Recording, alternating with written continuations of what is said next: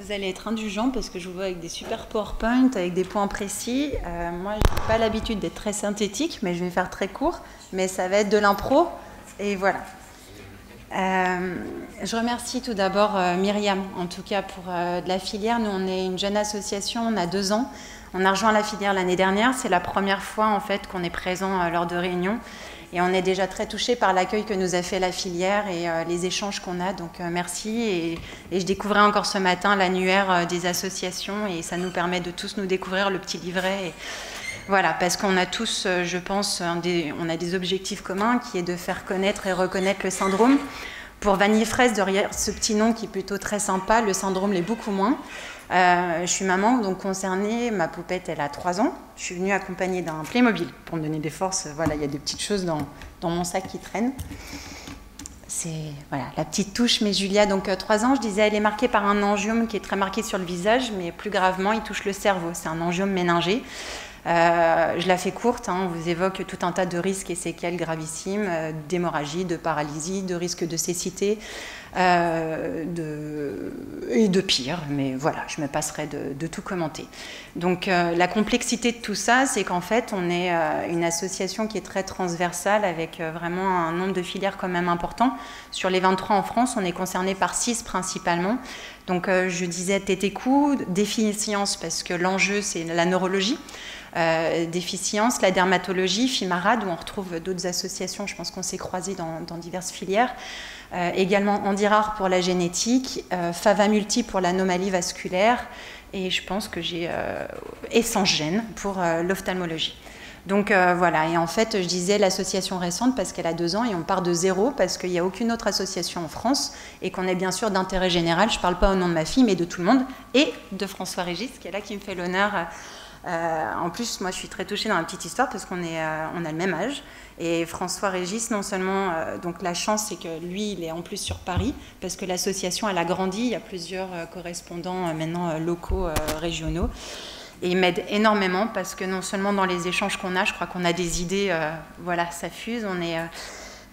François Régis s'investit énormément pour bien d'autres thématiques qu'il couvre et pour moi il illustre tout à fait Vanille Fraise, c'est pour nous de se relever de tout en toutes circonstances parce qu'on a parlé de ce matin lors des réunions, des interventions, chaque cas est très différent. On a la chance aujourd'hui que Julia, me concernant, donc s'en sorte bien.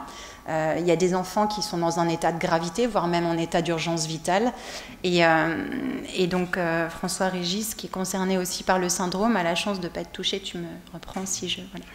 Pas directement, en tout cas, par l'épilepsie, mais par l'ophtalmologie, en ayant perdu la vue d'un œil, mais qu'en a fait sa force parce qu'il est même photographe, reporter. Donc l'histoire de Vanille Fraise, c'est ça, c'est de faire un pied de nez à cette histoire-là et surtout d'avancer avec ce syndrome. Donc il y a un petit logo qui est très ludique, qui est très coloré, parce que on communique beaucoup aussi sur les réseaux. Donc pour ceux qui nous ont découvert, il y a différentes photos et Julia, elle est vraiment marquée Vanille Fraise. Et plutôt que de s'effondrer, on a décidé de le prendre, d'y mettre une touche d'humour. Donc c'est pour ça que l'association Anna, on est totalement fan et qu'on communique aussi de façon très ludique. Et je vais vous parler de ça. Donc Myriam, merci en tout cas pour sur encore une fois les points. On en avait pas mal. Là, on s'est noté un petit peu de vous parler du site internet, de l'application. Je vais faire très court parce que je vous l'ai dit, on part de zéro, donc il y a tout à créer. Et en fait, le site internet, l'importance pour nous, c'est d'avoir toutes les informations clés et surtout de les rendre accessibles au plus grand nombre. Aujourd'hui, ce n'est pas encore le cas parce qu'on est parti d'un blog et puis on est parti un petit peu de Julia. Maintenant, l'histoire, on est pas mal présent sur tout un nombre de réunions. On a fait énormément d'actions. Des actions aussi sportives, des actions d'information, il y a des premiers levées de dons. Mais ce site internet, en fait, donc là, je pense que, en tout cas, c'est en projet et c'est incessamment sous peu. On va en parler, on a notre rencontre nationale la semaine prochaine, on va montrer la conception. Et je voudrais juste parler d'un axe sur le site internet. J'ai eu l'idée de faire un abécédaire, parce que des fois, c'est difficile de penser à tout. De faire des catégories ou des rubriques qui soient très claires. Et je voudrais vraiment que ce soit les enfants ou les adultes ou les familles qui vont évoluer avec le syndrome, petits, ados, adultes, puissent jouer aussi, que ce soit ludique pour eux et de cliquer dans différentes rubriques et que voilà, le site soit sympathique.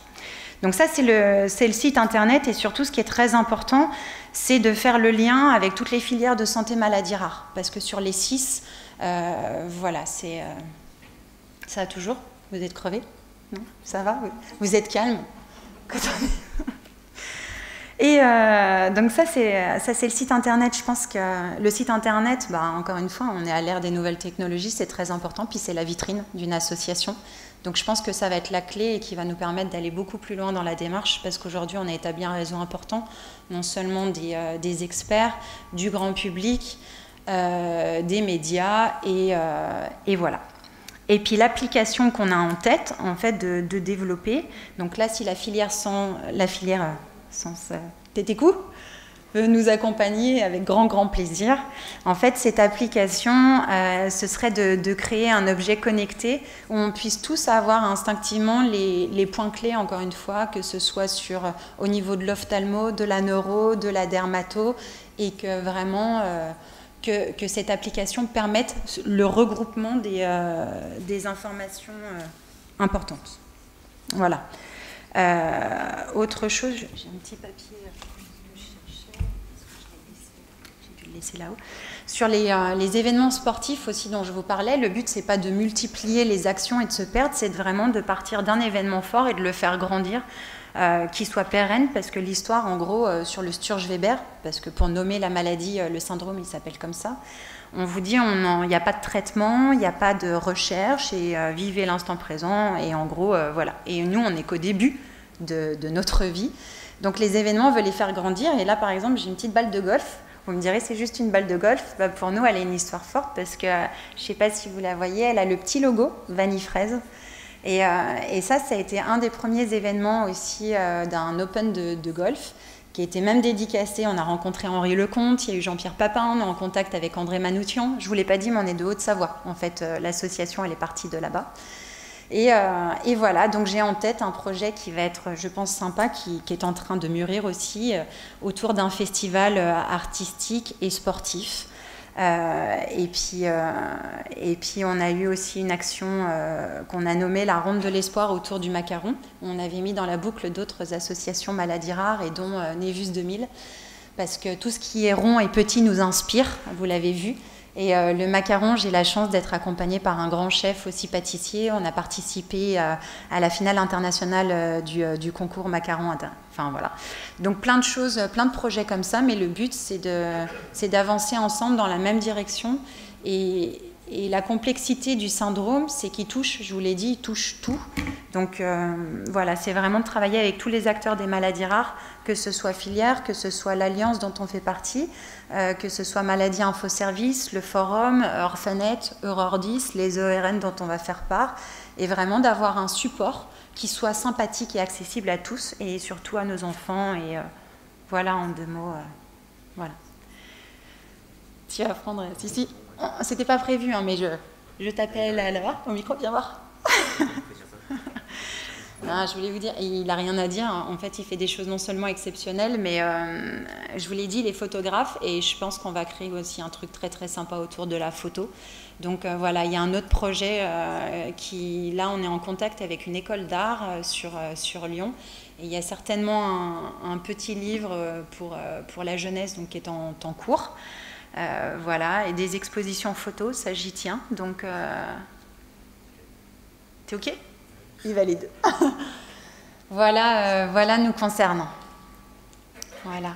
Mais c'est très important de travailler entre associations, parce que ça fait notre force, et que plus on sera, plus on ira loin ensemble.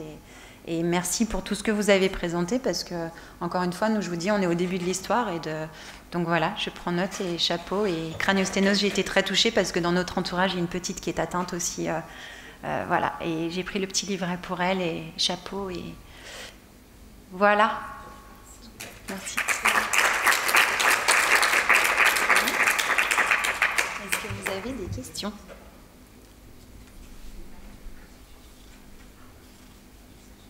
Ce que je n'ai pas dit aussi par rapport, pour être plus dans la recherche, c'est l'objectif premier de l'association, parce que d'être ludique, c'est bien. Maintenant, il y a la réalité qui nous rattrape. Donc l'objectif premier de l'association, c'est bien sûr de permettre une recherche, en tout cas d'aider.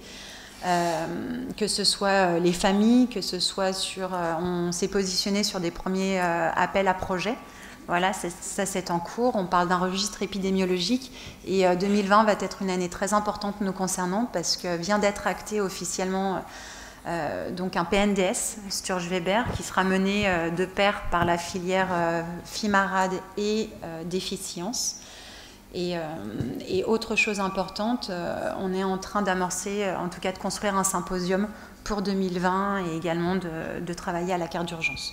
Donc voilà pour les grandes étapes du syndrome et des avancées. Pas de questions ?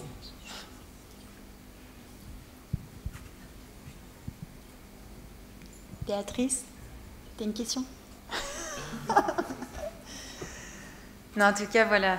Moi, on a découvert, je veux dire, la BD Anna, je parle de ça parce que déjà, ma poupette, on s'éclate avec. Et c'est vrai que de changer le regard, parce que j'ai pas dit quelque chose, mais on est touché directement, c'est qu'il y a le handicap visible et non visible. Et nous concernant, l'angiome, ça fait qu'une partie. Vous voyez, vous pouvez vous dire, c'est une tâche. Ben non, c'est pas juste une tâche.